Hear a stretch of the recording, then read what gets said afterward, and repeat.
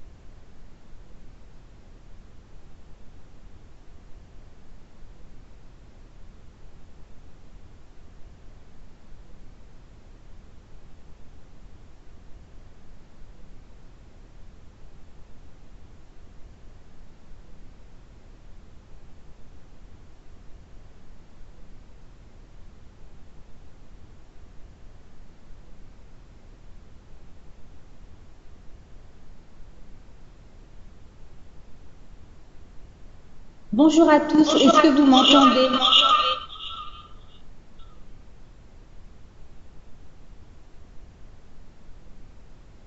Bonjour Anne. Bonjour, donc je pense que le problème de son est résolu. Donc, de ma part, je reçois bien de la D'accord, Guinée équatoriale. parfait. Donc je pense que le problème de son est résolu.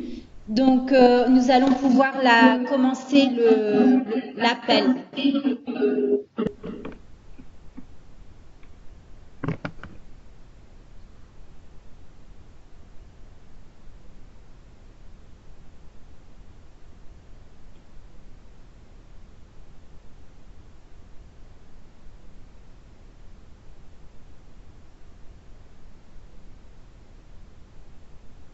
Donc, chers tous, nous allons commencer notre réunion virtuelle numéro 1 sur le développement d'une campagne régionale AME sans eau en Afrique de l'Ouest et du Centre. Donc, les organisateurs de cette réunion, comme indiqué dans l'agenda que vous avez reçu dans vos emails avant cet appel, sont et l'UNICEF, mais également Alive and Strive, qui est en ligne avec nous aujourd'hui et qui aura également à faire quelques présentations. Donc, nous planifions de rester ensemble pendant 2 heures pour atteindre les objectifs suivants. Celui d'abord d'avoir une compréhension commune des objectifs de la campagne et de ses composantes. Également présenter des expériences pays réussies qui peuvent nous inspirer et nous encourager à avancer dans le sens de la promotion de l'allaitement exclusif sans eau. Et enfin, clarifier ensemble les prochaines étapes et aussi écouter vos attentes par rapport au processus. Donc, vous verrez que nous planifions d'avoir plusieurs présentations dans l'agenda de ce jour. La première va être une présentation assez générique sur le contexte. La seconde sera faite par Alive and Strive qui va partager son expertise et aussi ses expériences pays. Nous aurons ensuite Nathalie Liquité, notre consultante pour la campagne, qui va nous expliquer le contenu même de la campagne, la théorie du changement que nous voyons derrière ce processus. Et ensuite, nous aurons toute une session qui sera consacrée à la notion de plaidoyer pour l'allaitement maternel exclusif, avec là aussi des informations plus génériques et des expériences pays. Nous aurons l'occasion d'avoir des espaces réservés aux questions et réponses. Donc, on vous invite vraiment à contribuer et à partager à la fois vos questionnements, mais aussi vos suggestions. Et on abordera enfin les prochaines étapes. Donc, vous pouvez voir dans l'agenda que vous avez reçu que Violetta, notre conseillère régionale en Stifordie, devait normalement assurer le chair de cette réunion virtuelle. Elle est retenue actuellement dans une réunion et elle va certainement nous rejoindre dans les prochaines minutes pour pouvoir participer également au call. Donc je remercie à tous les pays d'être en ligne et je vous invite à indiquer que vous êtes en ligne, en tout cas en mettant le nom du pays dans la partie chat. Lorsque vous avez des partenaires extérieurs avec vous ou des partenaires gouvernementaux, vous pouvez également le mentionner pour que nous ayons une vue d'ensemble des équipes pays. On vous invite également à communiquer tout au long de l'appel à travers le chat pour nous indiquer si vous avez des problèmes soit des problèmes techniques de son ou de visibilité des différents diapos qui seront projetés. Et on vous invite également à utiliser la zone chat pour pouvoir poser vos questions.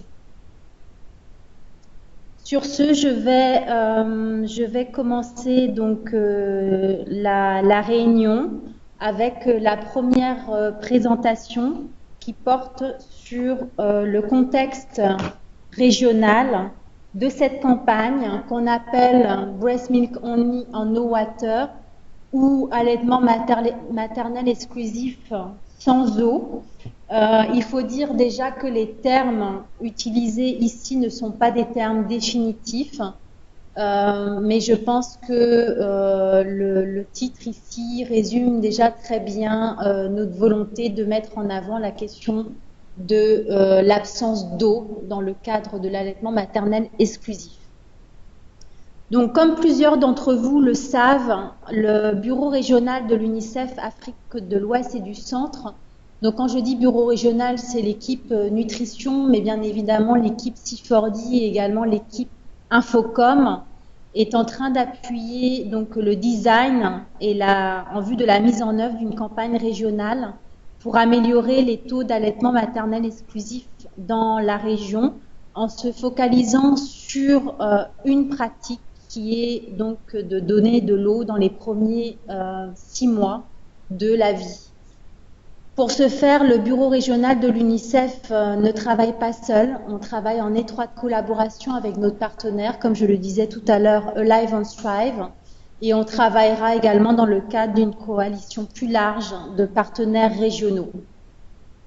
Donc, je vais d'abord présenter le contexte général de cette campagne et ensuite vous donner quelques informations sur son contenu. Cette présentation est vraiment introductive en vue des autres présentations qui seront faites dans le cadre de cette réunion. Donc, comme vous le savez, dans le domaine de l'allaitement maternel, nous avons énormément d'évidences qui nous montre que c'est une des interventions les plus efficaces et efficientes pour la survie, mais aussi pour la croissance de l'enfant. On sait que l'allaitement maternel a également de nombreux bénéfices pour la santé et la nutrition de la mère. Donc je pense que dans le cadre de ce call, tout le monde est déjà convaincu de l'importance de l'allaitement maternel. Mais l'objectif est plutôt maintenant de savoir comment améliorer ces taux. En effet, malgré de multiples évidences et de multiples appels à l'action, que ce soit au niveau global ou au niveau régional ou au niveau national, on a encore énormément de défis dans la sous-région et c'est pour ça que c'est une priorité régionale de l'UNICEF. En effet, on a seulement à peine un tiers des enfants qui sont allaités exclusivement dans les 6 premiers mois dans la région, contre 43% au niveau global.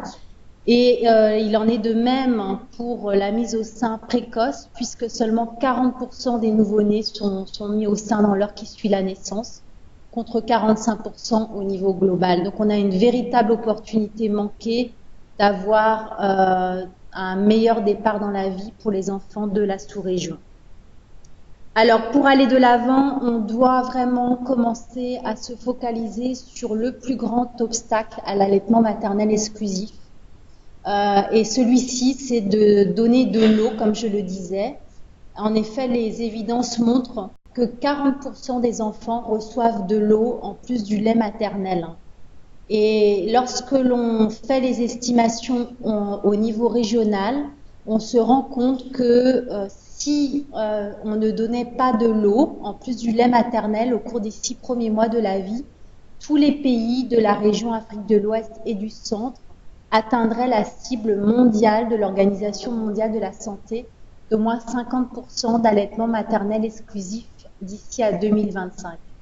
Donc vous voyez qu'en vraiment se focalisant sur cette pratique de donner de l'eau, on peut obtenir de très grands résultats pour la région et même atteindre nos objectifs globaux de 2025. Alors, on a identifié la barrière principale à l'allaitement maternel et maintenant la question est de se dire comment allons-nous procéder. Donc, bien évidemment, on sait que c'est à travers cette campagne, mais il faut que vous sachiez que cette campagne aura 2 composantes principales pour pouvoir donc cibler cette question de l'eau dans les 6 premiers mois de la vie. La première composante sera la mise en œuvre d'une campagne de plaidoyer stratégique. Donc, on reviendra sur la notion de plaidoyer avec la présentation de nos collègues de Infocom tout à l'heure. Pour cette campagne de plaidoyer stratégique va permettre de mettre en place un environnement public et politique favorable à la protection, la promotion et au soutien de l'allaitement maternel au niveau régional et au niveau national. Et la deuxième composante de cette campagne est beaucoup plus relative à ce qu'on appelle le C4D en interne à l'UNICEF, c'est-à-dire favoriser un changement durable au niveau social et comportemental dans les ménages, au niveau communautaire, à travers la conception et la mise en œuvre de stratégies de communication basées sur les évidences. On y reviendra aussi tout à l'heure. Donc voilà les 2 grandes composantes de la campagne. Et une notion aussi importante, c'est la durée de la campagne. Donc c'est vrai on veut éviter d'avoir une action qui soit verticale et qui soit courte dans le temps. On souhaite vraiment plutôt créer un mouvement sur plusieurs années. Donc ici, vous voyez sur vos écrans qu'on parle d'un mouvement sur 4 ans. En fait, on vise l'objectif 2021 qui est calé sur le plan stratégique de l'UNICEF. Donc en fait, il nous reste 3 ans et demi pour pouvoir adresser la question. Le countdown est déjà en marche, hein, donc on doit aller relativement vite. Mais le message clé, c'est vraiment qu'on a aussi le temps de bien faire les choses et on a le temps d'avoir une continuité dans l'action. Et on a aussi le temps et bien évidemment le devoir de mobiliser l'ensemble des acteurs clés qui doivent intervenir pour pouvoir changer donc les comportements et améliorer les taux d'allaitement maternel. Et quand je parle d'acteurs clés, c'est bien évidemment Alive and Strive et UNICEF, mais surtout les gouvernements, les autres partenaires, la société civile, les universités, les médias, le système de santé, l'environnement de travail, les jeunes, la communauté, les familles, les champions. Cette liste n'est pas exhaustive, mais elle vise vraiment à nous montrer, à nous rappeler qu'on ne peut pas agir seul et on a ce devoir aussi de mobiliser autour de nous en faveur de la question de l'allaitement. Donc je vais m'en arrêter là pour ce qui est de ma présentation et les présentations qui suivront vont permettre d'approfondir ces points introductifs. Vous pourrez voir sur ma dernière diapo que j'ai intégré quelques liens vers des sites donc UNICEF qui vous permettent d'avoir accès à beaucoup d'informations sur l'allaitement. Ces liens ont été partagés aussi lors de la semaine mondiale de l'allaitement maternel. Mais pour ceux qui ne les ont pas reçus, je vous invite à nouveau à les visiter. Donc je vais m'en arrêter là et passer la parole à notre collègue Dr Abou Thiam, qui va prendre la parole au nom de Alive and Strive. Abou, est-ce que tu es en ligne? Je suis en ligne, Anne-Sophie. Bonsoir ou bien bonjour à tous ceux qui nous écoutent. Tu as bien reçu ma présentation? Allô, Anne-Sophie? Oui, Abou. Tu as reçu la présentation que je vous ai envoyée pour pouvoir me le charger? Je ne sais pas. Je l'ai envoyé depuis ce matin, mais je l'ai ici de toute façon, je pourrais le faire rapidement. Normalement, tu peux, s'il te plaît, essayer de prendre le lead en fait au niveau le contrôle. Ok. Voilà, et tu prends le contrôle et tu projettes directement. Ça marche. Laisse-moi voir si je peux le faire rapidement avec à partir de là. Bon, tu peux me suggérer des étapes là? Contrôle. Anne-Sophie? Oui. Tu peux me suggérer? Parce que Attendez, cher content, oui. Autrement, on va passer à une autre présentation, peut-être le temps que tu trouves. Non, laisse-moi. Ok, laisse-moi voir ce que.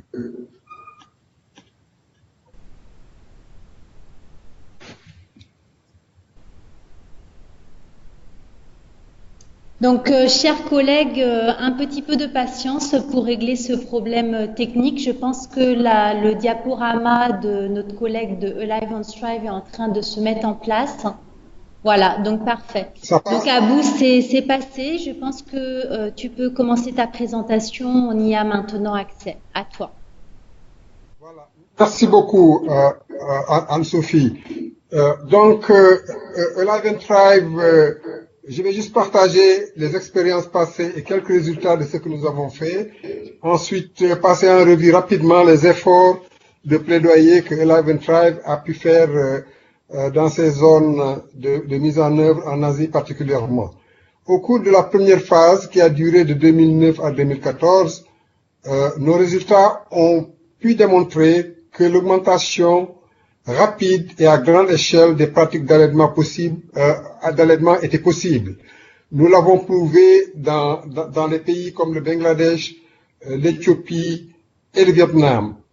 Entre 2010 et 2014, des taux de couverture ont été augmentés.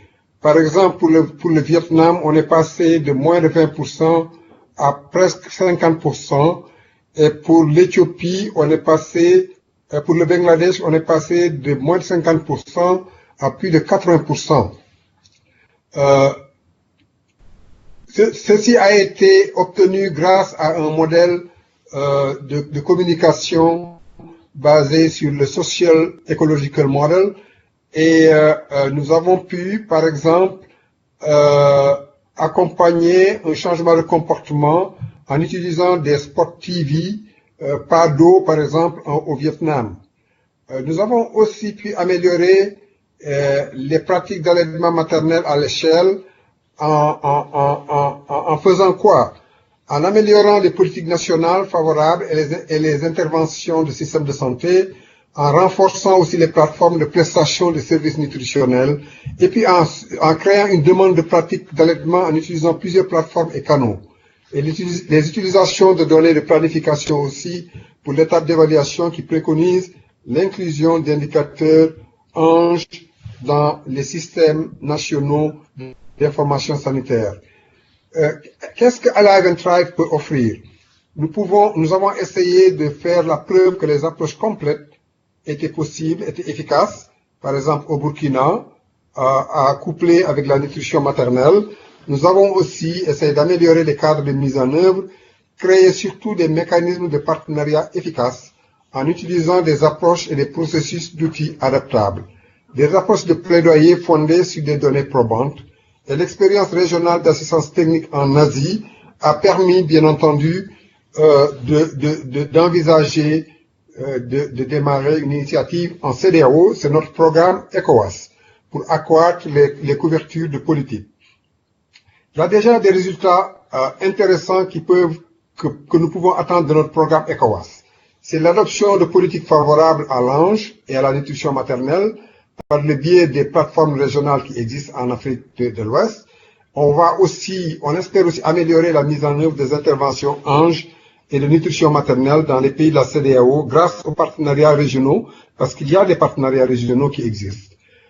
Par exemple, notre travail au Burkina. Au Burkina, dans la région appelée la boucle du Mohon, nous avons pu grâce à un partenariat avec le ministère de la Santé, aider à atteindre les objectifs du plan national de mise à l'échelle de l'ANGE, n'est-ce pas? Comme vous le voyez sur le graphe qui est à côté, dans nos zones d'activité intensive, on est passé de 34% de prévalence d'allaitement maternel exclusif à 93% entre 2015 et 2017.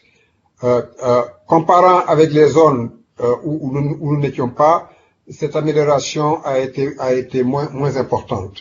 Et nous pensons que d'ici la fin de cette phase, on va... Au Nigeria aussi, qui est bien entendu un pays à fort ciblage, grâce au partenariat avec le gouvernement nigérien, l'UNICEF et les ONG locales, dans 14 États, nous pensons pouvoir aussi augmenter les taux de couverture en pratique d'ANGE. Parlant du plaidoyer, que peut faire Alive and Thrive à partir de nos différentes expériences et surtout du cadre de mise en œuvre de Alive qui s'affiche sur l'écran, basé sur 4 composantes: le plaidoyer politique, la communication interpersonnelle et la mobilisation sociale, avec la communication de masse. Nous pensons pouvoir améliorer les déterminants, les meilleures connaissances des maires, mais aussi de tous ceux qui peuvent influencer les pratiques de ces maires. Et tout cela sous-tendu par une utilisation stratégique des données pour informer les programmes et les politiques, et avec un résultat de meilleurs résultats sanitaires et nutritionnels comme impact. C'est quoi le plaidoyer selon l'approche de Alive? Il s'agit de motiver à plusieurs niveaux, n'est-ce pas, où des décisions peuvent être prises pour des actions et des mesures spécifiques. Au niveau politique, ceux qui prennent les lois devraient être sensibilisés pour qu'ils votent les bonnes lois afin d'élargir les bénéfices, par exemple, liés à la maternité. Au niveau, on doit aussi motiver les journalistes grâce au plaidoyer pour qu'ils puissent écrire les belles histoires qui auront un impact sur la nutrition optimale. Les chefs de gouvernement aussi sont ciblés par le plaidoyer pour adopter et mettre en œuvre les programmes mis à jour et les programmes pertinents en rapport avec l'allaitement maternel. Le processus de changement politique, qui est basé d'abord sur un partenariat efficace et périn pour développer des preuves scientifiques, économiques, socioculturelles, bien sûr, mais aussi développer les messages et les matériels afin que les stratégies de communication puissent être aussi les plus efficaces possibles, développer des policies briefs et aussi des engagements pour les médias. Et enfin, construire un consensus grâce à des réunions de plaidoyer ou bien à des ateliers. Aussi trouver et déployer des champions qui pourront tous les autres acteurs qui sont impliqués dans notre processus. Le caractère de Alive, l'objectif est des actions politiques claires et précises, la priorité à la communication de haute qualité, de la mise en œuvre de la base de données probante à la construction d'un consensus et des stratégies adaptées au contexte du pays. Plaidoyer au niveau national, régional et district, mais surtout engagement avec les parties prenantes non traditionnelles. On prend l'exemple du Vietnam pour voir l'évolution qu'il y a eu entre 2009 et 2015, n'est-ce pas? En 2009, au Vietnam, on a trouvé un plan d'action périmé. On l'a renouvelé et réactualisé. Une planification provinciale limitée. On l'a rendu intelligent, basé sur des preuves et des ressources. Le congé de maternité payé était de 4 mois. Grâce à notre action, nous l'avons poussé jusqu'à 6 mois. Le code BMS, la publicité limitée pendant 12 mois. La publicité, nous l'avons limitée. Nous avons agi là-dessus pour qu'elle soit la plus pertinente possible. Avant, il n'y avait pas d'assurance maladie et nous avons pu inclure dans l'assurance maladie des activités de pratique d'ANGE. N'est-ce pas? La capacité aussi de plaidoyer était limitée, mais grâce à nos interventions, la capacité de plaidoyer s'est accrue nous avons aussi développé des outils durables et efficaces. Les leçons apprises au cours donc de nos interventions, n'est-ce pas? Que l'analyse des intervenants était essentielle pour déterminer qui cibler et comment. Cela permet d'engager le gouvernement en tant que partenaire dès le début. Aussi, nous avons évalué et tiré parti des avantages comparatifs, engagé avec succès des partenaires, les besoins de solides bases de données probantes, n'est-ce pas? Ensuite, des documents collatéraux convaincants pour anticiper un long processus, n'est-ce pas?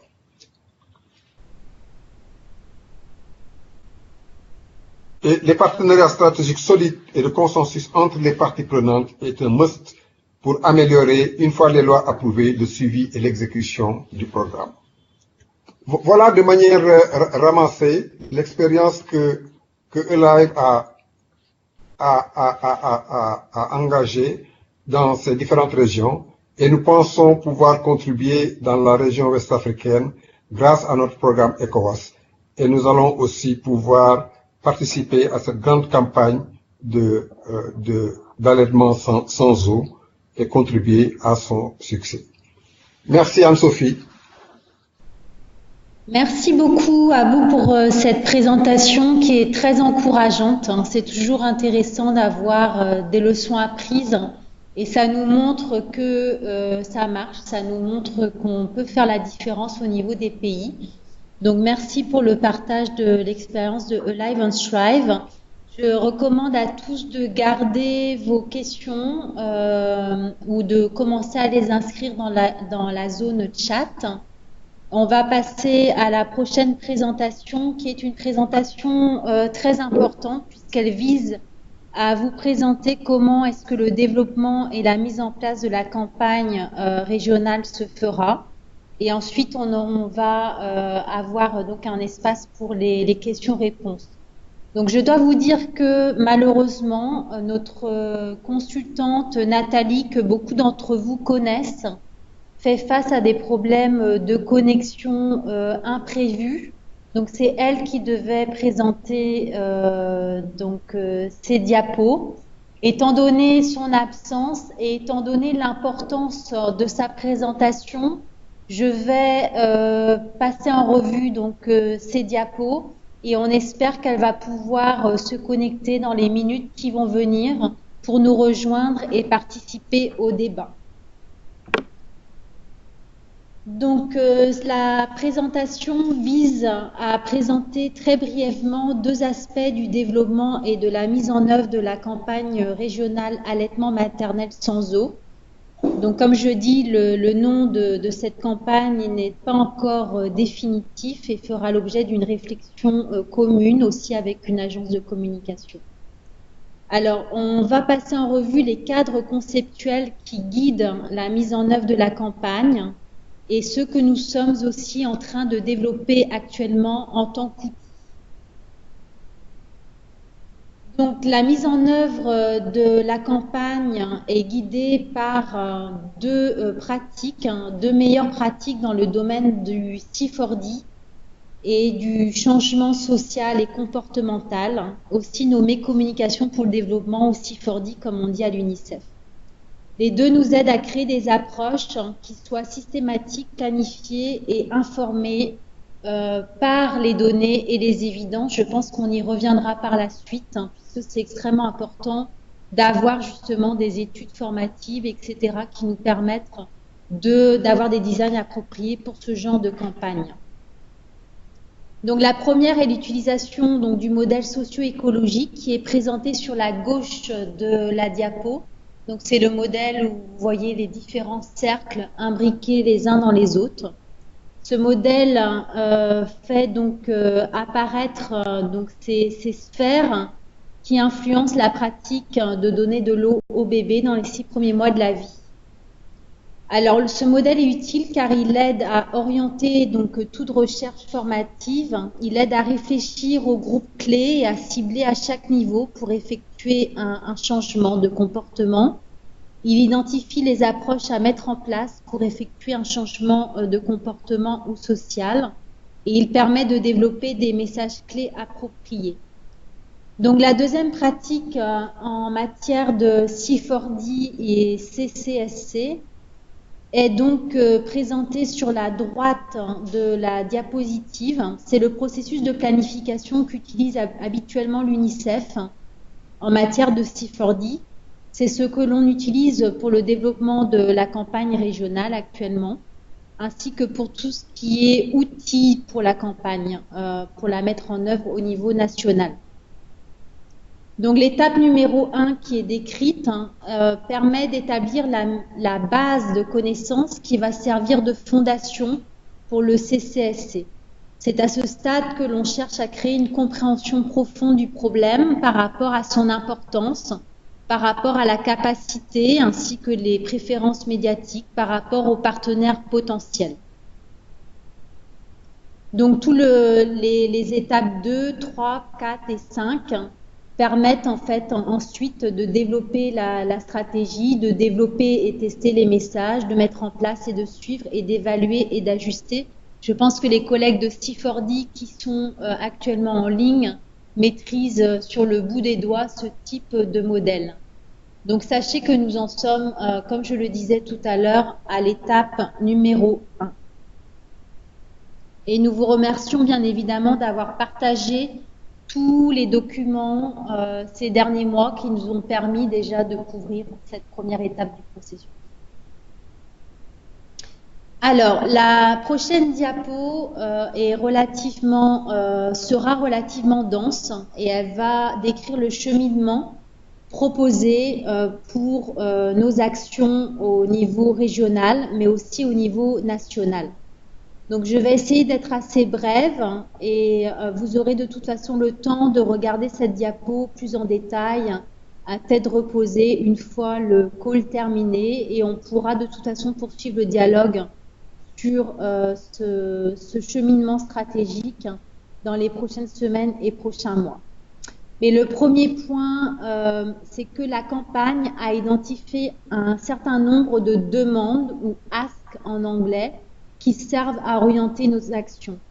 Donc ces demandes sont listées à gauche de la diapo et elles sont alignées aux stratégies, aux plans et guides globaux qui sont relatifs à la protection, la promotion et au soutien à l'allaitement.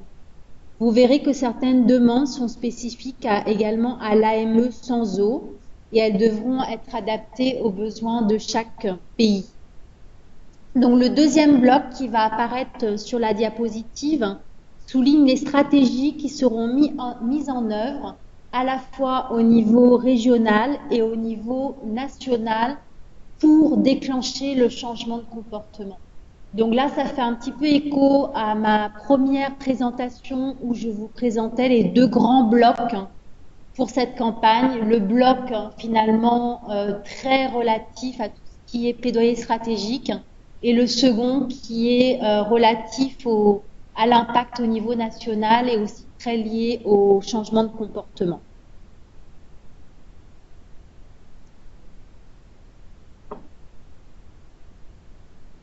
Alors, le troisième bloc qui vient d'apparaître sur vos diapositives souligne là où l'on attend des changements de comportement à moyen terme.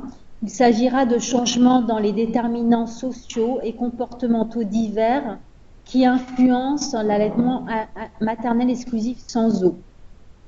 Donc, les 6 zones qui sont mentionnées donc, sur cette diapositive nous rappellent que le changement de comportement se tient dans la durée et requiert un effort partagé des différents acteurs qui font partie de l'écologie sociale du problème.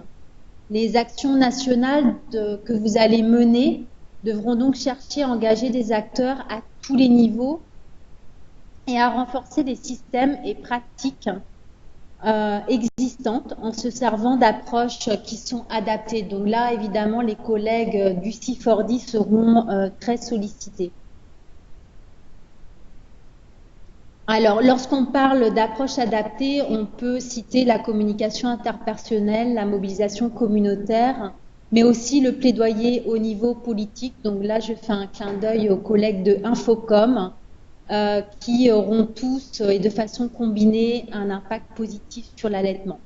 Donc le quatrième bloc qui apparaît donc sur la diapositive, je vous avais dit qu'elle était dense, mais en même temps c'est le cœur de la campagne, permet de visualiser ce que l'on cherche à atteindre sur le long terme. Donc nous cherchons à animer des changements sociétaux qui auront des répercussions dans la communauté et les services de santé, les influenceurs directs des pratiques familiales d'AME sans eau. Donc il est important de noter que bien que ce cheminement soit visualisé de façon linéaire, on le sait que la réalité sera bien plus complexe. Mais ça, je ne sais pas si c'est la peine de le souligner puisque on y est tous confrontés au quotidien. Mais c'est ça aussi qui sera très intéressant d'aborder ensemble dans les prochains mois et années. Donc la prochaine diapositive vise à souligner une caractéristique très importante de la campagne. Le message clé, c'est qu'on vise à intégrer cette campagne dans les cadres politiques, réglementaires, stratégiques et techniques nationaux qui existent déjà. Donc c'est vrai qu'on met l'accent sur cette campagne, mais nous savons que nous ne sommes pas dans un processus vertical. On vise simplement à changer la façon dont nous travaillons au quotidien pour mieux cibler la question de ne pas donner de l'eau dans les 6 premiers mois. Donc cette campagne vise à être intégrée aussi bien dans les programmes qui sont relatifs à l'allaitement que ceux de d'autres secteurs tels que le WASH, la santé ou l'éducation. Donc on vise à saisir toute opportunité de faire passer ce message très important de ne pas, donc d'éviter de donner de l'eau dans les 6 premiers mois de la vie. Alors au niveau régional, nous allons proposer des outils génériques, type message, produits de communication, que vous pourrez ensuite adapter et utiliser dans vos différents programmes au niveau pays. Alors vous voyez sur cette slide, je pense que certains d'entre vous connaissent très bien, en particulier les collègues de la nutrition. Donc ce sont les boîtes à images sur l'ange développées avec l'appui de l'UNICEF. Et un exemple, ce serait par exemple que vous considériez d'ajouter une image qui vise spécifiquement la question de donner de l'eau dans les 6 premiers mois. Alors, pour terminer, une dernière diapositive qui est moins chargée en texte, mais qui n'en est pas moins en contenu. C'est vraiment de voir quels sont les types de soutien qui sont proposés par le bureau régional et quelles sont les actions qui sont actuellement en cours au niveau régional. Alors la première chose, c'est qu'on est en train de travailler sur une identité pour la campagne. J'étais en train de le dire tout à l'heure, on va réfléchir à son titre, on va réfléchir à la façon de communiquer autour de la campagne. Et on va également donc travailler sur un lancement. Et tout ce travail sera fait en collaboration avec les collègues de Infocom et une agence de communication. On va également développer une boîte à outils standard qui aura plusieurs volets. Le premier volet est relatif à tout ce qui est guide pour le plaidoyer. Donc on parlait de plaidoyer stratégique tout à l'heure. Donc là on aura des outils standards pour cela. La deuxième boîte à outils ou guide sera relative à tout ce qui est communication pour le changement de comportement. Et on aura également un guide sur le volet suivi et évaluation et gestion du savoir ou knowledge management en anglais. On est souvent plus habitué en termes anglais, puisque on le sait, un des grands défis auxquels on fait face par rapport à ces campagnes à grande échelle, c'est finalement de suivre les résultats, de suivre leur impact. Et donc, on va également faire l'effort de développer des guides standards par rapport à cela au niveau régional. On va également réfléchir ensemble à la communication entre le niveau régional et le niveau national, puisque la campagne a 2 volets et 2 niveaux. Et on reviendra de toute façon en fin de réunion virtuelle sur ces prochaines étapes et sur les meilleures modalités de poursuivre notre dialogue entre les pays et le niveau régional, mais ça pourra se faire comme indiqué sur la diapo, par des ateliers virtuels, par des réunions en face-to-face, ou également par une assistance technique, y compris au niveau des pays si nécessaire et faisable. Donc voici le contenu de ma présentation. Donc comme vous le voyez, c'est vraiment le cœur même de la campagne. Et je vais m'en arrêter là pour pouvoir passer à la phase de questions-réponses.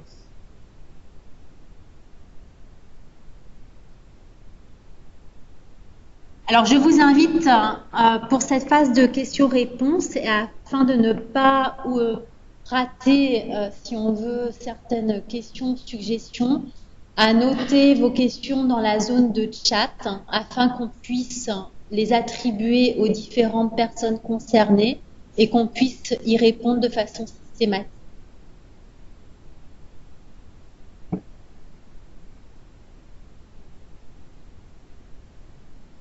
Alors, je vois qu'il y a déjà plusieurs questions qui ont été posées. Donc, nous allons pouvoir commencer avec la première question qui est relative aux stratégies qui ont le plus affecté le changement dans les pays où cela a été expérimenté. Donc, c'est une question de Aïssa Soumana et je pense qu'elle est adressée à Alive and Strive. On a également une deuxième question de médiatrice, donc du Burkina, qui demande d'avoir plus de détails sur la contribution qui sera apportée par Alive and Strive, car cet aspect n'a pas été élaboré. Donc, Abou de Alive and Strive, peut-être que tu veux aborder, donc, donner des éléments de réponse à ces deux premières questions. À toi. Si tu peux répondre un peu, j'ai eu quelques problèmes, quelques soucis là, de son. Tu peux juste me rappeler les questions, parce que je ne les vois pas ici. Tu peux les voir dans la zone de chat, Abou. Ok, Burkina Faso, nutrition. Alors, il y a deux questions. Il y a la première de Aïssa Soumana. Donc, quelles sont les stratégies qui ont le plus affecté le changement dans les pays où cela a été expérimenté? Et la deuxième question de médiatrice qui demande d'avoir des détails par rapport à la contribution de Alive and Strive dans le processus. Ok. Donc, merci de commencer par ces deux questions. Il y a également une question de Kadi sur les recherches et études cas prévues. Je te passe la parole. Voilà, merci. Donc, au niveau de la sous-région, nous avons un programme au Burkina et aussi au Nigeria qui ont des activités spécifiques de recherche formative pour trouver des évidences par rapport à certains déterminants de ces pratiques, n'est-ce pas? En ce qui concerne donc l'expérience, ce que nous avons vécu en Asie, là aussi, des recherches formatives ont permis de trouver des réponses à certains déterminants majeurs de non-pratique, qui nous ont permis, bien entendu, de rectifier les messages et les programmes de BCC dans ces pays. Donc, la dernière question de Khadi, je ne la vois pas aussi.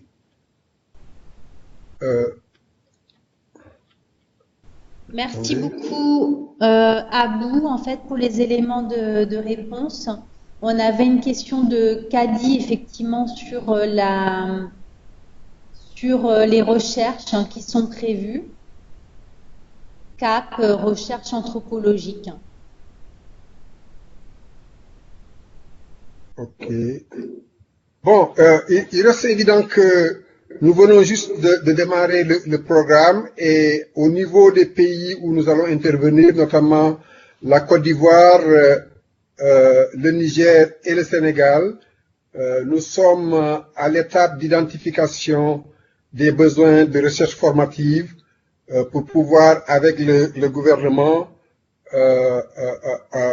trouver des consultants et faire ces recherches pour trouver des solutions aux questions qui se posent, n'est-ce pas? Mais on n'a pas encore le programme définitivement ficelé, bien entendu.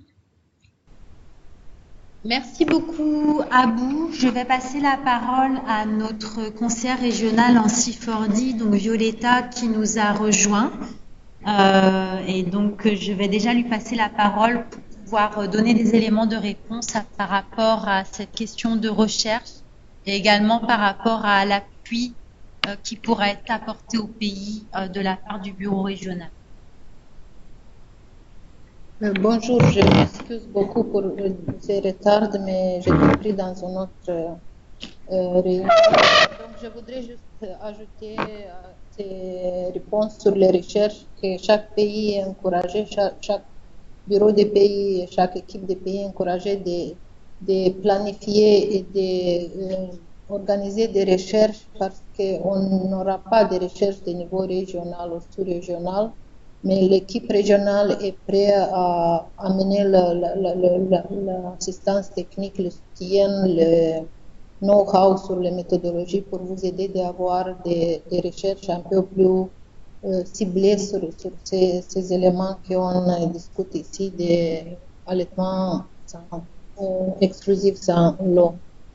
Il y a aussi la question d'Ambroise du Bénin sur les appuis stratégiques des bureaux régionaux. Pour UNICEF, on peut dire qu'il y aura ces kits des matériaux et des outils et des guides qui sera développés au niveau régional, qui peut être après ajusté au niveau des pays, mais aussi la coordination de toutes les actions et l'appui technique en fonction des besoins, sur les méthodologies, sur les outils, mais on a dit aussi qu'on va travailler ensemble dans des consultations et les groupes pour développer aussi des guides et des outils au niveau régional. Je ne sais pas si Alive and Thrive veut ajouter quelque chose pour cette réponse à Ambroise, parce que la question est adressée à l'UNICEF et à Alive and Thrive.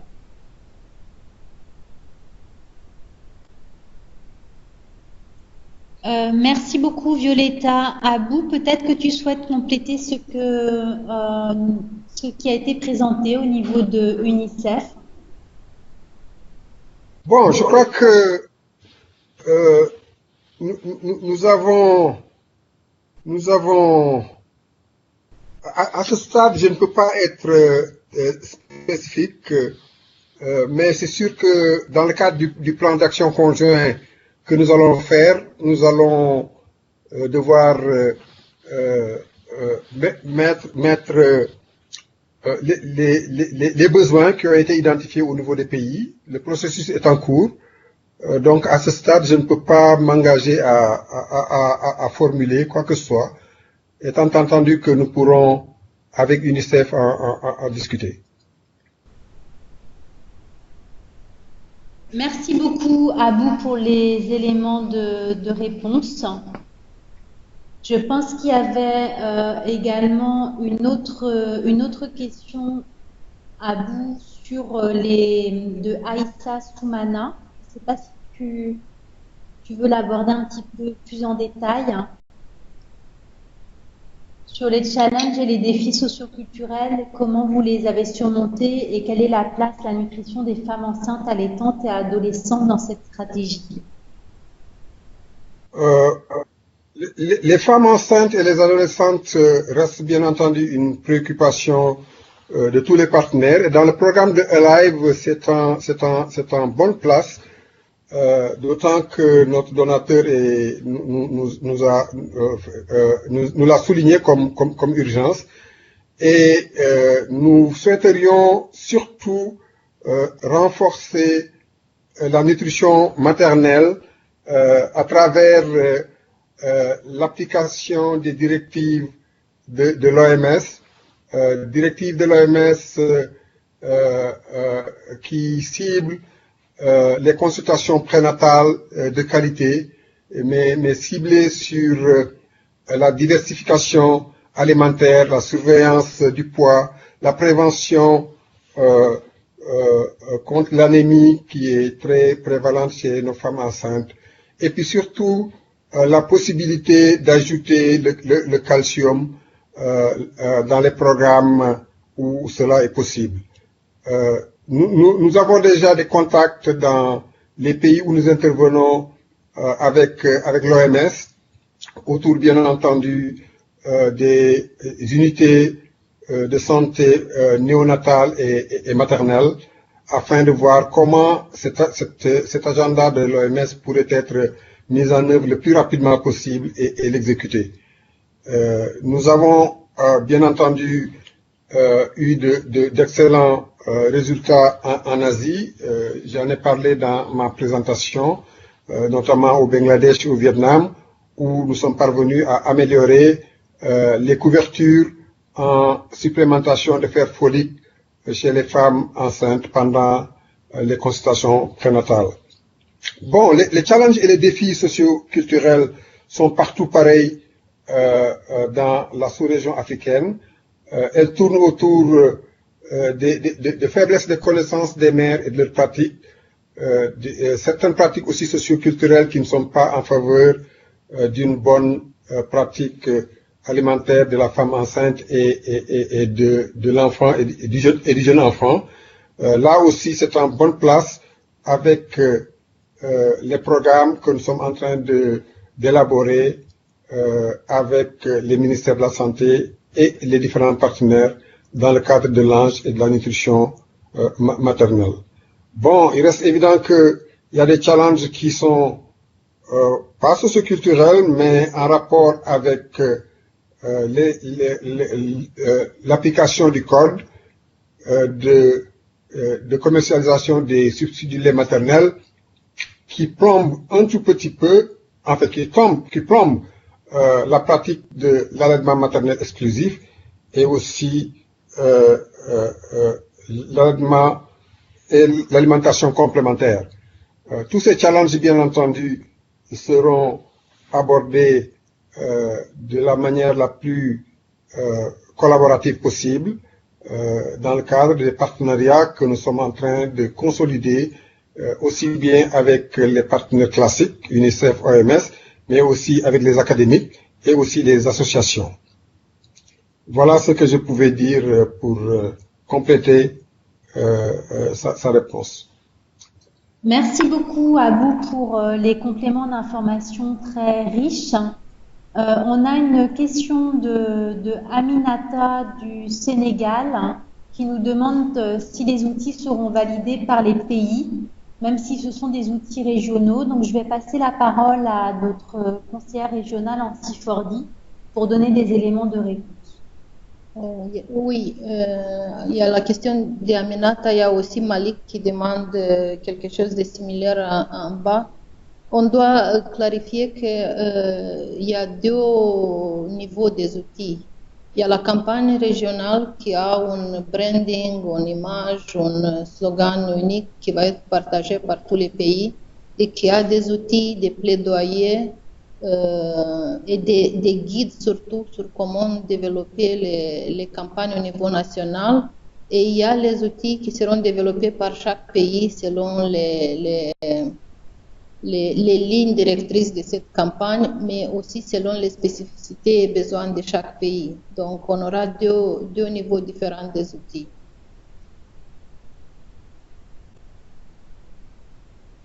Merci beaucoup, Violetta, pour... Oui, Anne-Sophie, Abou, à toi, tu souhaites contribuer? il y a une question en rapport avec l'expérience du Vietnam en ce qui concerne les congés de maternité. D'accord, tu peux y aller. Voilà, là aussi, je pense que ça a été le résultat d'une collaboration assez large entre les différents partenaires, y compris les partenaires sociaux. notamment les syndicats de travailleurs, mais aussi les associations professionnelles et les associations de femmes. Ça a été un effort collectif qui a permis de mettre des arguments devant le gouvernement et qui ont finalement accepté de prolonger les congés de maternité à 6 mois au Vietnam. Il y a aussi une initiative qui a été développée au Vietnam et dans d'autres pays de l'Asie. C'est améliorer l'environnement de travail de la femme afin qu'il puisse être favorable à l'allaitement de la mère qui amène son enfant. Et nous avons même créé là-bas des banques de lait. L'expérience des banques de lait a été bien réussie en Asie, et ceci a permis d'avoir à disposition du lait maternel pour les tout petits des femmes qui travaillent. Bien entendu, le contexte africain est très difficile, mais je pense que c'est des expériences qui méritent d'être explorées pour le futur, afin de pouvoir les mettre en place et améliorer la pratique de l'allaitement maternel chez les moins de 6 mois, chez les enfants aussi. Voilà. Merci beaucoup à vous. Nous avons beaucoup de questions et beaucoup d'intérêt. Donc, on va essayer de se donner encore un petit peu de temps pour y répondre au maximum. Et on va essayer de faire, dans tous les cas, un tracking de l'ensemble des questions qui ont été posées pour pouvoir vous apporter des éléments de réponse aussi par la suite. Donc, je vais répondre à certaines questions posées et je donnerai la parole à Mamadou du Tchad qui a demandé à faire un commentaire par oral avant de pouvoir poser sa question. Donc, Mamadou, on a bien vu ta requête. Donc, je vais essayer de répondre à la première question qui est de Sabine du Bénin, donc qui a une question par rapport à tout le processus de collecte de données et de documents qui a été réalisé principalement avec l'appui de Nathalie, donc notre consultante AME. Donc, et qui nous demande comment est-ce qu'on va utiliser finalement ces informations de recherche documentaire. Donc, au niveau du bureau régional, nous sommes actuellement en train de collecter donc ces informations, de classer les documents par catégorie, avec cette idée de créer une base de données de documents régionaux sur l'allaitement maternel exclusif de façon générale, et aussi avec cette idée de pouvoir décortiquer les documents et extraire toute information qui est relative spécifiquement à l'AME sans eau dans ces documents. Donc, ça veut dire, par exemple, si on a une politique ou une stratégie pays, on va regarder si la politique ou stratégie aborde spécifiquement ces questions. De même, si l'on regarde un document de recherche formative, on va également faire une analyse de cette recherche avec la lentille AME sans eau. Donc, on a ce travail qui est actuellement en cours et dès que nous avons des éléments d'analyse, nous les partagerons avec vous. Il y a également ensuite une question toujours du Bénin, du ministère de la Santé du Bénin, qui nous demande quel est le mécanisme d'évaluation envisagé pour prouver l'efficacité finalement de la campagne. Et donc, comme je le disais précédemment, on a aussi, comme vous, vraiment la volonté de mettre l'accent sur le côté suivi-évaluation. Et on aura tout un guide d'outils par rapport au système de suivi-évaluation. Donc, c'est en cours de développement et on aura différents niveaux de suivi qui seront du suivi des processus jusqu'au suivi de l'impact au niveau régional.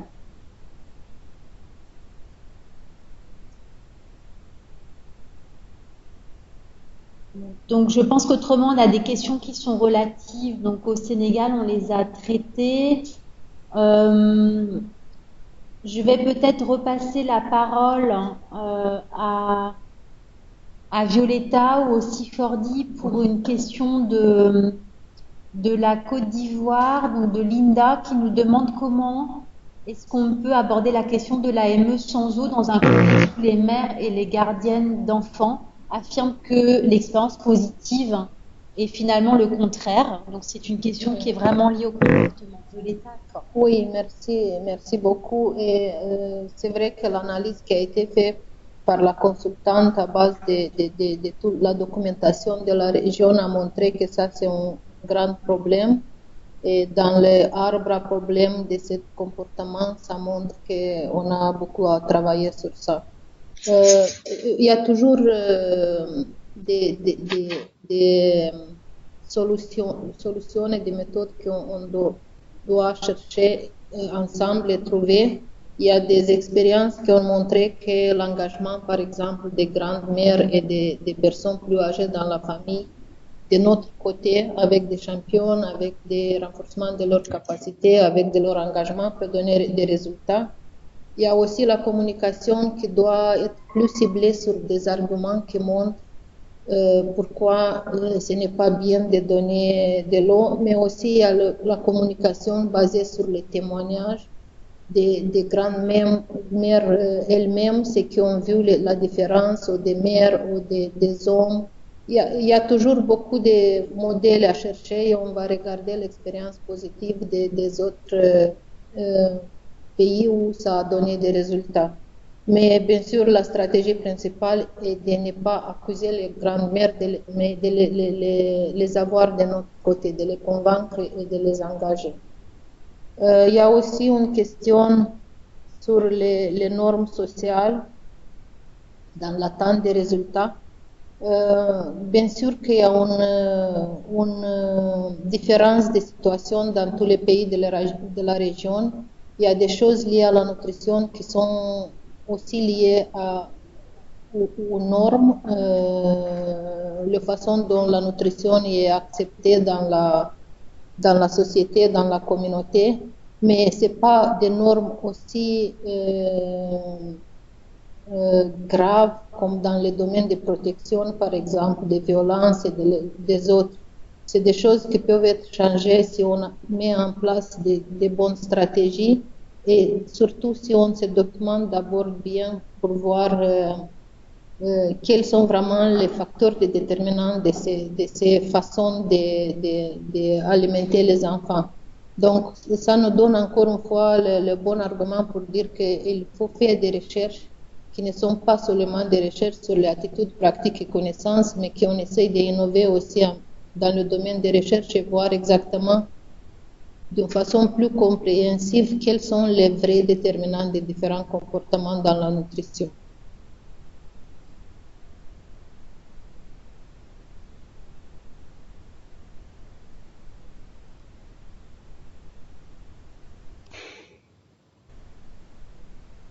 Merci beaucoup Violetta pour ces éléments de réponse. Je vais essayer d'aborder plusieurs questions qui sont relatives au processus de mise en œuvre de la campagne. Il y a plusieurs collègues qui ont posé des questions sur le type d'acteurs qui seront impliqués dans la campagne. Donc il y a eu des questions par rapport par exemple au secteur privé, par rapport à des leaders, etc. Donc c'est vrai qu'au niveau régional, on a un mapping finalement de l'ensemble des acteurs qui sera fait. Comme je le disais au début du call, on a besoin d'avoir une implication de l'ensemble des acteurs qui jouent un rôle dans le domaine. Donc ce mapping sera fait au niveau régional, mais il devra bien évidemment être fait au niveau national et adapté au contexte. Et il devra également être fait jusqu'au niveau des communautés et des familles pour faire en sorte que l'ensemble des acteurs qui ont un rôle à jouer pour changer le comportement puissent être à un moment donné touchés ou impliqués ou qu'on puisse leur donner un rôle en fonction de leur profil. Et il en est de même pour le secteur privé qui peut être très impliqué pour des questions qui sont relatives à l'allaitement sur le lieu de travail, par exemple. Donc, il y avait également tout un lot de questions qui étaient relatives à la question de la durée de la campagne et la façon dont cette campagne sera séquencée. Donc là aussi, nous pourrons partager plus d'informations dans les mois à venir puisque le design est encore en cours. Mais ce que je peux vous dire déjà, c'est que sur la durée, des 3 ans et demi qui nous restent, on aura une phase d'une première année qui sera liée au lancement au niveau régional. Il y aura également des lancements qui pourront être envisagés au niveau national. Ensuite, des adaptations d'outils au niveau national, puis une phase de mise en œuvre qui devra faire l'objet d'un suivi avec l'utilisation du kit de suivi dont je parlais tout à l'heure. En termes de mobilisation des ressources, c'est vrai, pour mener toute activité, on a besoin de ressources, qu'elles soient financières, humaines ou matérielles. Donc, comme je le disais tout à l'heure, il faudra considérer que ce soit au niveau régional ou au niveau pays, la campagne doit être intégrée dans nos programmes alimentation du nourrisson et du jeune enfant qui sont habituellement en cours. Donc, c'est aussi une façon de réorienter des ressources que vous avez au niveau pays pour pouvoir mieux focaliser vos messages sur la question de l'AME sans eau. Dans le cas où nous avons des possibilités, évidemment, de mobilisation de ressources, nous mettrons l'accent sur la question de la campagne régionale, mais on vous invite à canaliser les ressources nationales pour se focaliser sur ce message dans le domaine de l'allaitement. Et on vous invite aussi, dans le cadre de votre mobilisation de ressources nationales, à mettre en avant cette thématique. Anne-Sophie, je vois que Nathalie a réussi de se connecter, donc peut-être on peut donner la parole à Nathalie pour répondre à une partie des questions. Nathalie, tu es là? Oui, bonjour Violette, je suis là. Est-ce que vous appelez un peu? Oui, Parfait. Alors, malheureusement, quand je me suis connectée, j'ai seulement pu lire les questions qui étaient dans le chat box à partir du moment où j'ai été connectée. Donc, je vois que certaines ont peut-être été répondues, mais je vois, par exemple, la première question que je reçois, c'est celle des liens entre l'AME et WASH. Oui, Nathalie, peut-être que tu peux répondre à cette question. C'est vrai que on est vraiment très heureux de t'avoir en ligne. Et mieux vaut tard que jamais. La technologie est quand même avec nous, même si ça a été compliqué. On comprend que ce sera un petit peu difficile pour toi de reprendre tout le flux des questions. On a commencé déjà depuis un petit moment à y répondre. On voudrait éviter trop de répétitions aussi parce que le temps passe. Donc, je t'invite, si tu veux, à répondre à la question de la multisectorialité et du lien entre l'AME et le WASH. Et puis, peut-être qu'on aura plus l'occasion de contribuer aussi lors de d'autres calls ou de ton travail bilatéral de toute façon avec les pays qui est déjà en cours et qui va continuer. Parce que je comprends que ce sera aussi difficile pour toi de reprendre tout le flux de la conversation.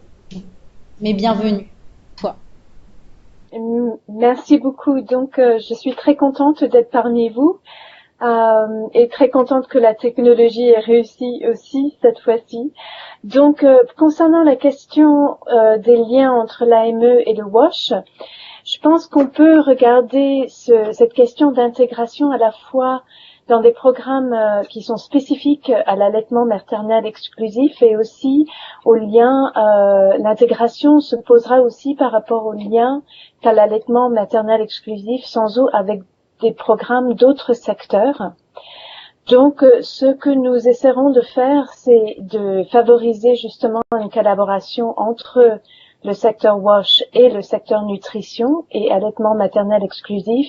Et une façon concrète de pouvoir favoriser cette collaboration, c'est à travers les messages qu'on peut partager et les approches qui pourront être mises en place au travers l'intégration d'approches telles que la communication interpersonnelle faite par les agents de santé communautaire, par exemple. Donc, on cherchera à inclure des messages qui sont associés au risque de l'eau par rapport à l'eau qui soit pas sécure, ainsi qu'au message qui promouvoit les bénéfices du lavage des mains et de l'hygiène autour des pratiques d'allaitement. C'est quelque chose aussi où on cherche toujours à avoir les contributions des pays. Donc, si vous voyez des liens qui peuvent être faits au-delà des messages de communication et de l'intégration des messages de l'allaitement maternel sans eau, on est tout à fait ouvert à entendre vos suggestions. Merci Nathalie. Et on avait une demande de la part de Mamadou de poser une question en audio. Mamadou, vous êtes là?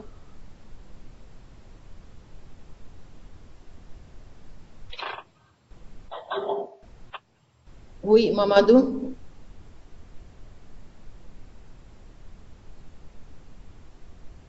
On ne vous attend pas.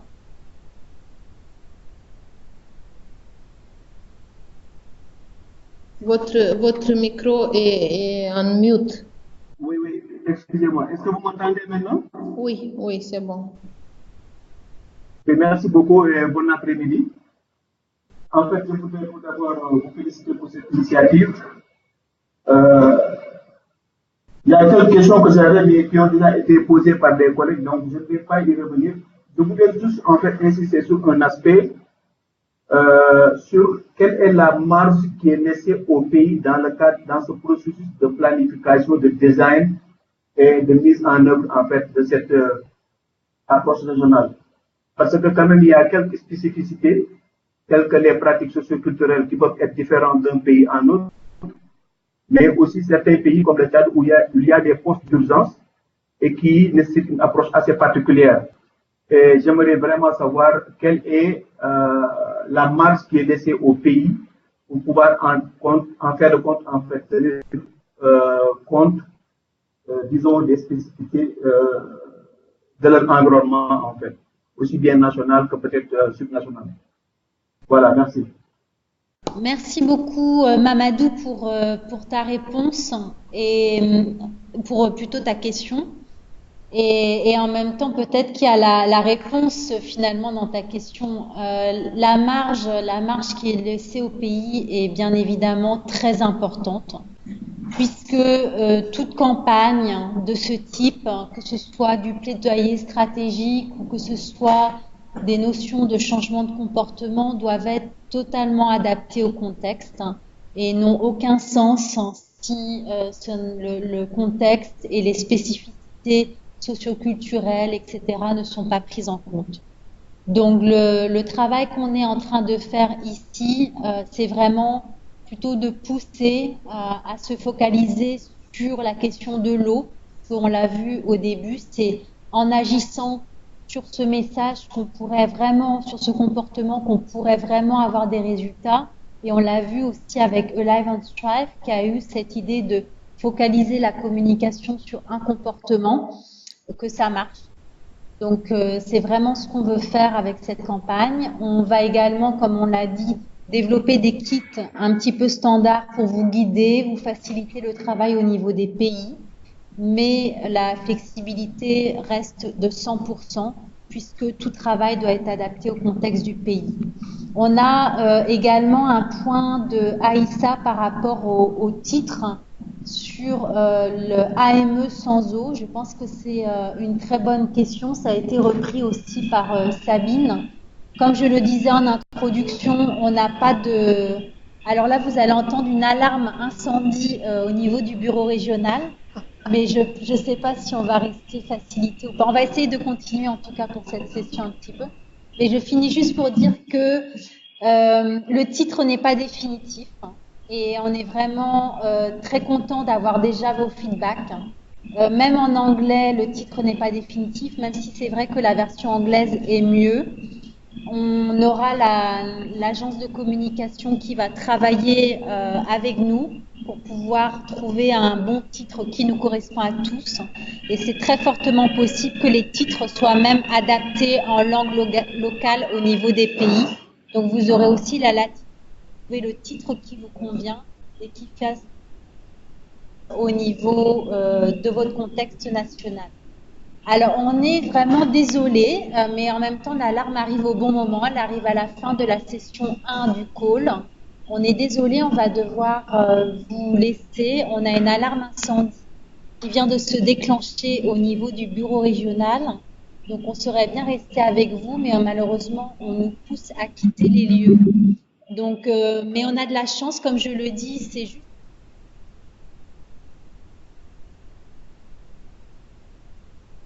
par email quand est-ce qu'on aura l'opportunité de finir le call et d'aborder toutes les questions relatives au plaidoyer et aux prochaines étapes.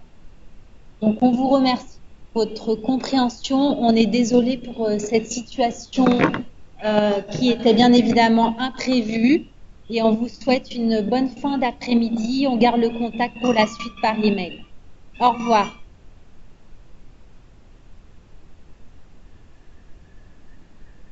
Merci.